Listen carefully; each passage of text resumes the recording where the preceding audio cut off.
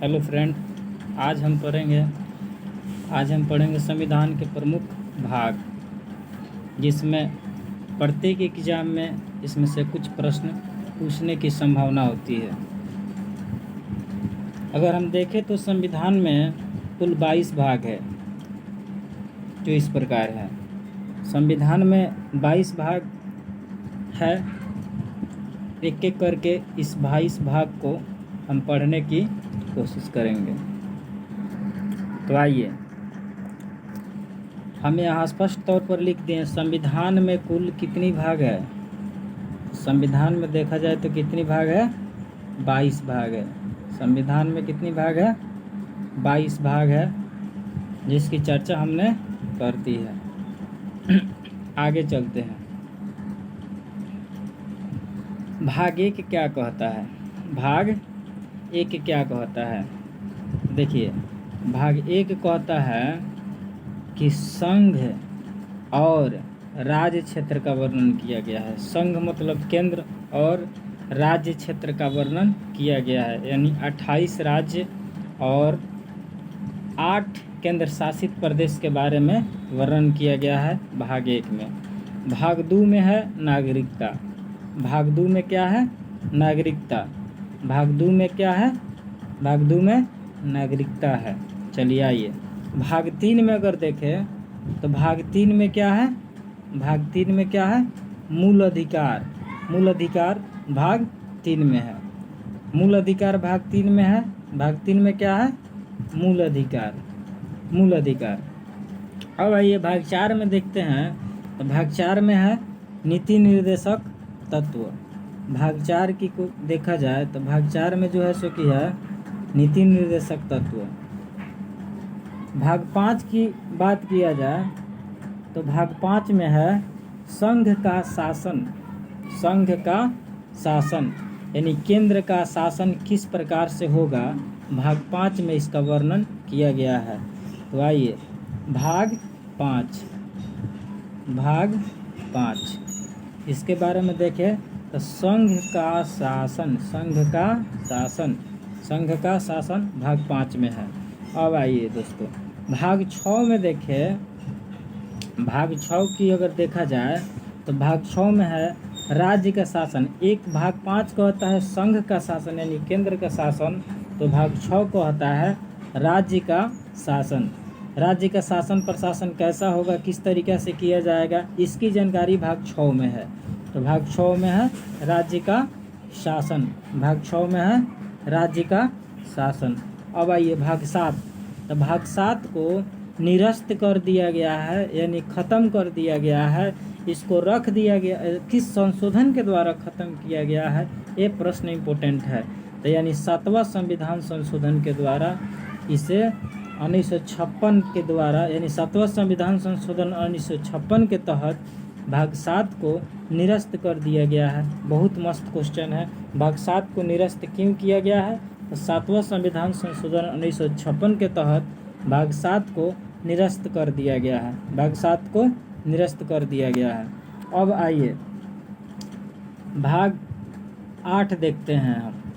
भाग आठ क्या कहता है? तो भाग आठ कहता है, भाग आठ क्या कहता है? संघ राज्य क्षेत्र। संघ राज्य क्षेत्र के बारे में जानकारी भाग आठ देता है। भाग नौ क्या कहता है? तो भाग नौ कहता है पंचायती राज व्यवस्था। जैसे पंचायत में कुछ विषय है, कुछ काम है, इसकी जानकारी जो है भाग नौ देता है। वहीं पे 9 का क लगा लीजिएगा, तो 9 का क जानकारी देता है नगर पालिका की जानकारी देता है। क्या, किस चीज़ की जानकारी देता है? नगर पालिका की जानकारी भाग 9 देता है। भाग 9 किस चीज़ की जानकारी देता है? नगर पालिका की। भाग 9 का ख अगर कहा जाए तो भाग 9 का ख सहकारी समिति का जानकारी देता है। सहकारी समिति की जानकारी देता है। आ जाइए फ्रेंड, भाग 10 क्या कहता है? भाग 10 कहता है अनुसूचित जाति एवं जनजाति क्षेत्र, यानी SC और ST भाग 10 में मतलब इसका वर्णन किया गया। अब भाग 10 कहता है अनुसूचित जाति, अनुसूचित जाति, अनुसूचित जनजाति। अनुसूचित जाति को एससी बोलते हैं, अनुसूचित जनजाति को एसटी बोलते हैं। तो इसका जो प्रावधान किया गया है तो भाग 10 में किया गया है, यानी अनुसूचित जाति, अनुसूचित जनजाति का प्रावधान किस भाग में किया गया है?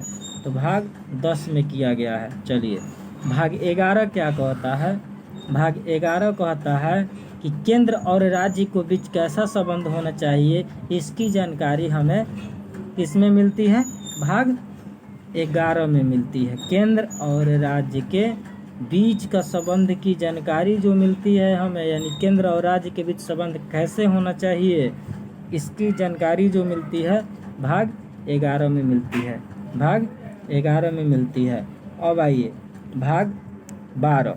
भाग 12 क्या कह रहा है? तो नाम है भाग 12, ब4 12, ब4 वित्त, संपत्ति और संविदा।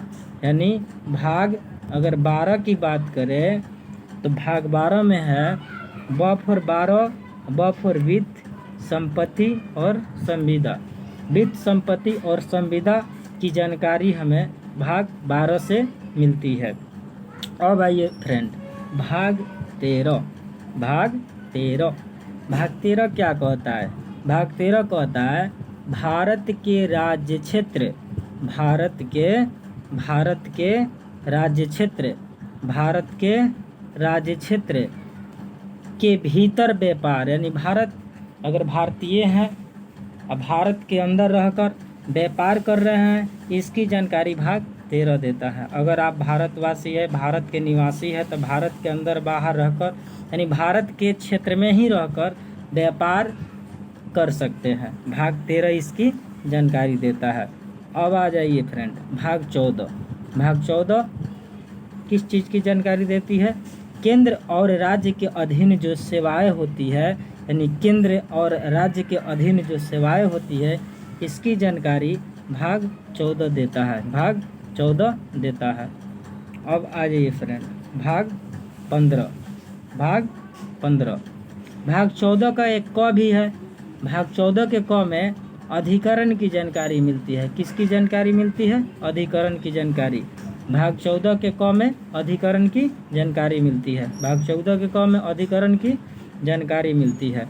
अब भाग 15 क्या कहता है? भाग 15 कहता है निर्वाचन संबंधित प्रावधान, निर्वाचन संबंधी प्रावधान। यानी भाग 15 में निर्वाचन आयोग के बारे में वर्णन किया गया है कि निर्वाचन आयोग का कार्यकाल क्या होगा, निर्वाचन आयोग का काम क्या होगा, इसकी वर्णन भाग 15 में की गई है, भाग 15 में की गई है। भाग 16, भाग 16 की बात करें तो भाग 16 में कहा गया है कुछ वर्गों के संबंध में विशेष उपबंध। यानी भाग 16 जो है, भाग 16 में कुछ वर्गों के लिए जैसे एससी एसटी हो गया, जनजाति हो गया, एसटी हो गया, इन सब, या सरकारी कर्मचारी हो गया, इस सब की प्रावधान जो है, इन सब की प्रावधान जो है भाग 16 में की गई है, भाग 16 में की गई है। तो कुछ वर्गों के संबंध में कुछ विशेष उपबंध किया गया है। जैसे कि मान लीजिए कि सवर्णों को 10% आरक्षण अगर दिया गया है तो इस भाग 16 के तहत ही दिया गया है। कुछ वर्गों के संबंध में विशेष उपबंध किया गया है, ठीक है। आइए फ्रेंड अब भाग 17 क्या कहता है? भाग 17, भाग 17 कहता है, भाग 17, भाग 17 क्या है? भाग 17 में है राजभाषा। राजभाषा, हम लोग का भारत को राजभाषा क्या होनी चाहिए? हिंदी है। तो भाग 17 में है राजभाषा। भाग 18 क्या कहता है? भाग 18 क्या कहता है? आपात उपबंध। आपात उपबंध, आपात उपबंध का मतलब होता है, देखिए यह आर्टिकल 352 से 60 में आता है। जैसे राष्ट्रपति को ही पावर है कि देश में जब विपरीत परिस्थिति विद्यमान होता है तो राष्ट्रपति के पास 3 प्रकार के आपात होता है, मतलब पावर होता है जो घोषणा कर सकते हैं। वित्तीय राष्ट्रपति शासन होते हैं, राष्ट्रीय आपातकाल होता है और वित्तीय आपातकाल होता है। एक बार और सुनिए, भाग 18 में है आपात उपबंध। आपात उपबंध का मतलब होता है कि राष्ट्रपति के पास कुछ विशेष पावर होता है जिसका प्रयोग संवैधानिक मूल्यों के तहत वो करते हैं। भाग 18 इसकी जानकारी देता है। राष्ट्रपति के पास 3 प्रकार के पावर होते हैं, राष्ट्रीय आपातकाल, राष्ट्रपति शासन और वित्तीय आपातकाल। ठीक है, तो भाग 18 में है आपात उपबंध। भाग 19 में प्रकीर्णन के बारे में जानकारी दी गई है। प्रकीर्णन के बारे में जानकारी दी गई है। और भाग 20 क्या कहता है? भाग 20 कहता है संविधान संशोधन की प्रक्रिया। संविधान संशोधन की प्रक्रिया यह आर्टिकल 368 के तहत आता है। संविधान संशोधन की प्रक्रिया आर्टिकल 368 के तहत आता है। ठीक है, तो भाग 20 में है संविधान संशोधन की प्रक्रिया। भाग 20 में है संविधान संशोधन की प्रक्रिया। अब आइए फ्रेंड, भाग 20 हो गया। भाग 21 में क्या कह रहा है? भाग 21 में कह रहा है भाग 21 में क्या कह रहा है? अस्थायी संक्रमणशील और विशेष उपबंध, यानी अस्थायी संक्रमणशील और विशेष उपबंध की जो बातें कही गई है भाग 21 में कही गई है। भाग 21 में कही गई है। अब आइए फ्रेंड, भाग 22 क्या कहता है? भाग 22 कहता है भारत के संविधान लागू होने से लेकर अभी तक जो चल रहा है इसकी जानकारी भाग 22 देती है। यानी भाग 22 कहता है भारत की संविधान लागू होने से और अभी तक जो चल रहा है इसकी जानकारी भाग 22 देती है। तो भाग 22 में भारत के संविधान लागू होने से अभी तक, भाग 21 में अस्थायी संक्रमणशील और विशेष उपबंध। इस प्रकार भाग 22 खत्म होती है। ठीक है।